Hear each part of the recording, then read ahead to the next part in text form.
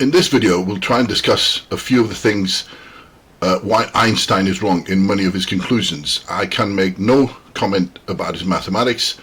He probably was a great mathematician, but as a natural philosopher, I believe there's a lot to be desired, because he is the beginning of the cult of mathematicians who believe that maths, human mathematics, is a God-given engine of perfect truth. And whatever comes out of mathematical equations, regardless of the fact that we've made it, and we made it full of erroneous assumptions, it must be true. No better proof is needed to establish mathematics to be a necessary human invention, than the myth of space and time. I believe there's plenty of rational reasoning that we can follow in this video to prove to you that neither space nor time actually exists. They are things that we have invented because it serves us. It serves our survival, because the human mind has not evolved to be rational or to be objective. It has evolved to survive, to maximize its survivability, and therefore a lot of the stuff is invented just to help us survive. Maths is not a heavenly fire to our intellectual Prometheus. It is an imagined concept necessary for human survival. The key assumptions are not real. They do not exist. We have taken certain events as a constant to relate other things to them, and a lot of the assumptions that we have made, which serves us, as you'll see, are not real. They don't exist. And space and time, as I said, do not exist. Before we discuss this, a small Darwinian digression. Why is math important to evolution?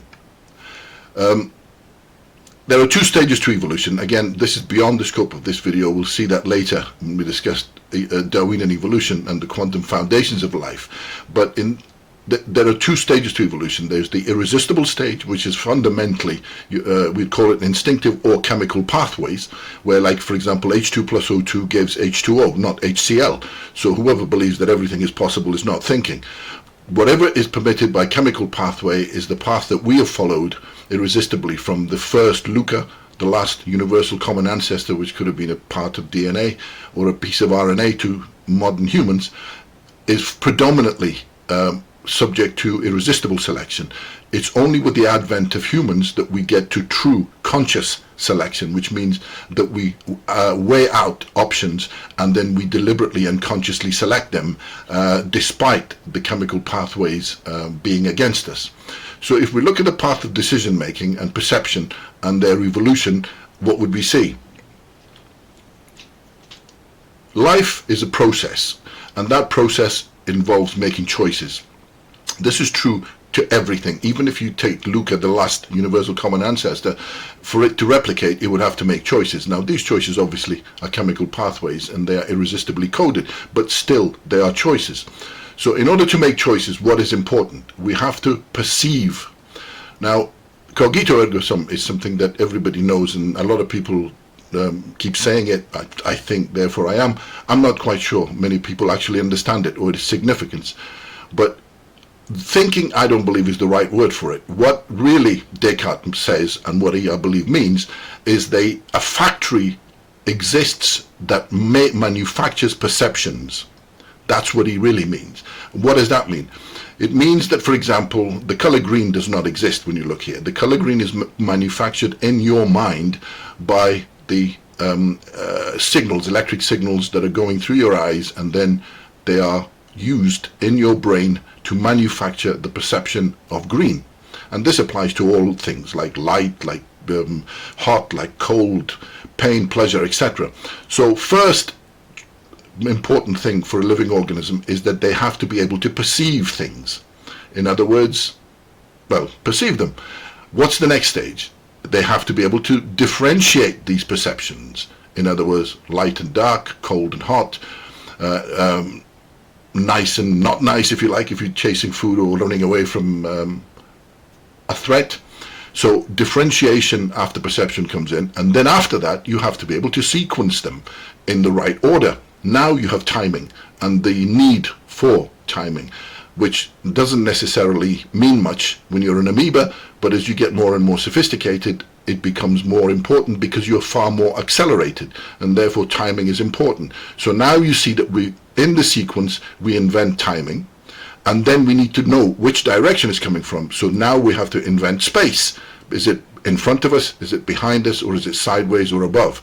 And then later on, in order to be even more precise, we have magnitudes, relative magnitudes of everything together, whether it's the timing or directionality or an actual magnitude in terms of size, in terms of power, and so on. So complexity in terms of a living organism means precision and prediction. The organism that can predict the future precisely using all of these things, which is what we do essentially. That's what we're doing when we're making choices. We predict the future, then we make a choice and hope that what we've predicted becomes a reality, is a survival advantage. So as you can see, the concept of mathematics is an invention by the human mind to help it survive. Key limitations of humanoid mathematics, and these are the things, please take a moment and think about them. The number 0 means non-existence. Events are fluid and change, never disappear from existence. 0, in other words, does not exist. It is something that we have made because it serves us. I have 2 apples, I eat 2 of them, now I have no apples. That doesn't mean anything in the terms of objective universe. The concept of infinity is a complete invention. It does not exist, because if something existed, then it would be finite. Infinity is an imaginary concept that we have made up. Now, if you imagine that 0 and infinity, if we take these two as real, and then we start to make calculations, imagine how far we are of reality. In fact, you'll see later on the concept of infinity when we come to look at the opposite charges attraction nonsense, that they have used infinity as if it was real, and that's why it's given rise to completely the wrong conclusions about why the electron in the hydrogen atom does not fall if the two are mutually attractive, which of course they're not. That's why they don't fall. But they have used infinity as a concept, and I'll explain that later. So the only number that actually exists is 1, because events exist. Events are separate. If you have 1,000 cows, you actually have 1,001 cows. Every cow is different. Every event exists. Those events exist. The concept of 1,000 does not exist. We have made all these other numbers. Without human memory, perception beyond 1 is impossible. If you think about it, both time and numbers are a concept of memory. Only in the human mind can we fix events in an otherwise totally fluid universe. So there's no 0, there's no infinity. Please look around you and point to a negative event. What is a negative number, if not entirely made up by the human mind? And now you see how much more nonsense we have created and we have put in this thing that we consider to be infallible and an engine of perfect truth, when in fact it's just full of nonsense that we've made ourselves. So there are no numbers, just 1, and more importantly, there is no space and there is no time. These two we need to spend a little bit of time so that I can give you my justification to see if you think they have some merit. But these numbers and the concept I've just given you is food for thought. None of them exist. We've made it up. So let's prove that no space or time exists. The human mind and memory corrupt reality, because it is the human mind that makes up time. Time does not exist. Think about, if you lost your memory, how would you perceive time? How would you explain it? How would you understand it? You would just be taking photographs, if you like, of now, now, now, now, forever, and there would be no sequence. There would be no before, and there certainly won't be anticipation in the future. However, there's one thing that is absolute. Events have a sequence, and events do have periodicities. Periodicity and time are not the same thing, and that's where the problems occur, and as I will explain in a minute. Periodicities are relative to acceleration. They change, and that's why Einstein comes up with this nonsense that time is relative, when he has actually made a mistake. It's periodicity that's relative. The movement of the Earth around the Sun has absolutely nothing to do with it. We've discussed this before in the, I think it was the last video anyway, but a major flaw in physics is this. No physicist can actually explain to you, that is the hydrogen atom there, there's the proton in the middle and an electron. If you were to supply energy to it, at the moment, let's assume that it's stationary, how does it move? What happens? They can't explain that. They will give you mathematical equations, but what happens, they don't know. but I believe you can do this experiment at home and you'll see it. Here are perfectly round orbitals, if you like, of droplets of water sitting on a perfectly flat surface. They're not moving at all. If you were to accelerate it in that direction, either by, say, blowing air that way, or tilting this paper or cardboard or whatever these droplets are sitting on, what would you see? You see that. Look at the way the droplets are distorted in the direction of acceleration. This is what happens to, if we go back, to that electron. If you're moving it that way, you would have to distort that electronic cloud that surrounds the proton that way. And this has consequences. This picture is not very good, sorry, but it will explain what I mean. Here's the proton again in the middle, the orbital electron, nothing's moving, and for the sake of argument we'll say we'll put in 4 units of motion, or 4 units that can accelerate this hydrogen atom. What happens? The first one, and this is where Newton's genius comes in, he defines mass as resistance to acceleration, and this is where that concept comes from. Mass is a force, it's a relative force to acceleration, but it is resistance to acceleration. And what does that really mean? To see it here, say the first unit of motion goes there, but nothing happens because it's resisting it. Remember, this electron is held in that orbit by that protonic force. You would have to keep pushing it, and that, to make it move or distort this orbital, you encounter resistance. So for the sake of argument, we put a second one, still no motion, it's resisting it, it's not moving out. As we put a third one, look at what happens. In the direction of motion, the electronic cloud is distorted while these energies are bound to it. So the only way energy can bind, it does not bind to the proton. The proton energy is already, this electron is already bound there. The energy binds to the electronic cloud, and like a suspension in a droplet of water, the proton is dragged along, or whatever mass is in the object or the event is dragged along until you get acceleration. And this is important, you get distortion of the orbit as you accelerate more and more. And there are many problems here then in terms of how fast can we travel and speed of light and all the other nonsense. But the only point I was making here is to say that the orbital energies of atoms under acceleration are distorted, and that's what changes periodicities. So although most of Newton's stuff are universal laws, once discovered universal concepts remain unchanged, but they are old, and some aspects of Newtonian mechanics need to be updated. One of the important ones that need to be updated is acceleration, because acceleration is, to define acceleration as the rate of change of speed is not good enough. Acceleration should be redefined as meaning the injection of motion wave at the atomic level in a system.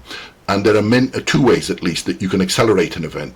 You can either inject it if you imagine there is a atom or whatever, you're injecting the motion slowly, and this type of injection increases its heat energy. In other words, it increases its rotation and vibrational energy. Or there is the other kind, which is like this. If you imagine that you hit something with a jet of water, you propel it, and now you've increased its translational motion. So now the normal definition of acceleration applies here. It can travel in that direction. But it's important that we understand that acceleration is the injection of motion. It can be either changing something's heat, you accelerate it, or you change its translational motion. And that's the thing that Einstein misses when he talks about the relativity of time. So what they did was, Einstein said time was relative, so guess what? These wonderful scientists stuck a clock, say in a jet fighter or a very high velocity thing, and lo and behold, they found out that the atomic clock was slower after it had been accelerated than not. So that said, yes, Einstein is right, time slows down. And after that, and from this came a whole myriad of nonsense about traveling and then coming back, that your grandkids are older than you are, and all that nonsense. But what really nobody's asking the question quite obviously, if you put a clock on a jet and you accelerate it, nothing happens to time as a concept. The rotation of the Earth around the Sun and around itself is not affected in any way. What is affected are the atoms within the clock itself. That should be obvious to anyone, that it's something is happening to this clock as we accelerate it. And as I've just shown you before, while the orbital energies are twisted by this accelerating force away from the proton nucleus, it means that it has less and less orbital energies available, which means its periodicity has changed. Now the atoms cannot vibrate as fast as they could before, because they're under acceleration and they're going forwards. And that's why the atoms themselves slow down. So the atoms in the clock, their periodicity inside the clock slows down. What does it really mean? Essentially, if you believe that Einstein is right and time changes, then you must also believe that these two things here are time machines. The fridge is a time machine. If you put your atomic clock in a fridge, guess what? It will slow down. And if you put it in an oven and heat it, guess what? It will speed up. It has nothing to do with time. You change the periodicities of the event or the atoms within the clock. Time does not exist, just periodicities. I'll reiterate, we've just been through it. What does that mean? If you just think about the most simplest of molecules, the hydrogen molecule, it has a vibrational energy. All atoms and molecules have specific periodicities at a given energy level. Planets and stars are just large molecules. Hopefully you agree by now, because you've seen the previous videos, that all subsequent events are just basically bigger and bigger hydrogen clusters. So whatever happens, time is a man-made concept by taking the Earth's periodicity as a constant. We have taken the Earth's movement around the Sun and around itself, and that's why we've assumed a circular orbit, so the 360, then the 60, etc., easily divisible in those degrees are stuff that we've made. This has nothing to do with the universal concept of time. The only thing that is truly universal is that periodicities exist. So the experiments to prove Einstein's relativity of time are nonsense. They are, once again, they're going for something that is complicated rather than the most obvious answer, that we have just, by accelerating something, we have just done something to the atoms within that clock. So that was the time bit. Space does not exist because space is gravity. Why? Here's the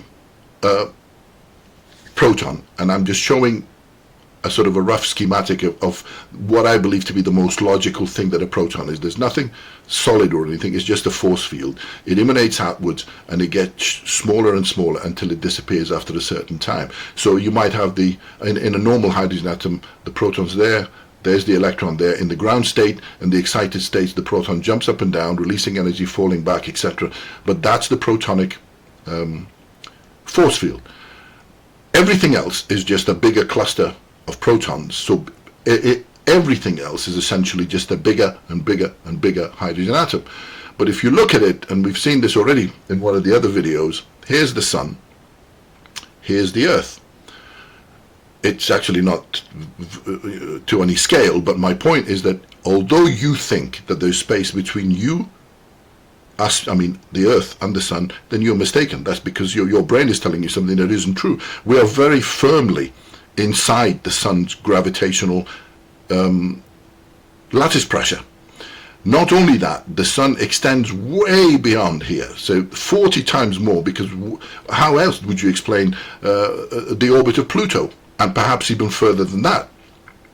Now here's the, for the sake of argument here, let's assume that the actual lump, the black hole that, or the black star, because there's no holes, but the black star at the center of the Milky Way galaxy is there. Look at its force field. It would extend way beyond the Sun, all over the place. And so the fact that we think there is distance between the Sun and us and the Sun and the center of the galaxy is a nonsense. The whole thing is a gravitational field. So space is gravity.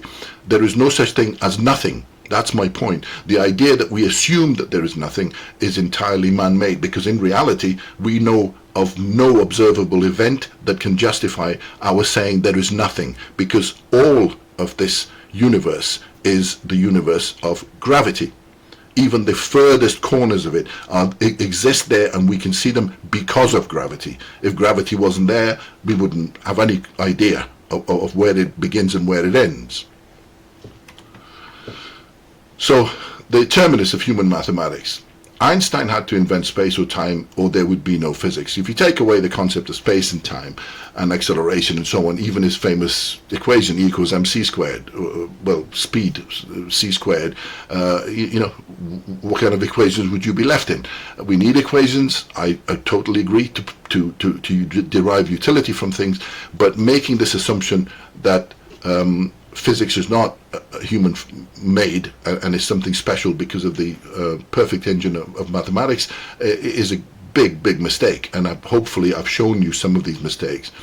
It should be impossible really for all the other disciplines to have accepted this garbage coming out of quantum physics, all this nonsense about the particles and space and time and relativity and magic, but I think it's something deep inside the human mind that we need magic and mystery because it serves our survival, because religion is a key survival advantage. Again, we can't discuss this here because it's not really appropriate here, but a mind that never gives up is the mind that will win the survival race, and religion makes us so resilient to any pain, any suffering, that we can keep going. And so that's why we seem to like the magical answers to straightforward, simple answers, where in reality it's just us, really. Then we will have to deal with reality. But no, if we have magic and mystery, then of course everything is possible, and that makes us very comfortable. But unfortunately, that's not really science, is it? So anyway, if you need a complete and systematic explanation of the points raised here and in the previous videos, please get this book. It's free of charge as a Kindle ebook, and it may hopefully explain things in a little bit more organized way. You don't have to, of course, accept what I have to say. The whole idea of these videos is to point to you that there are problems, and hopefully between my explanation and the problems, you might be the one to be inspired and come up with the right answer. Thanks.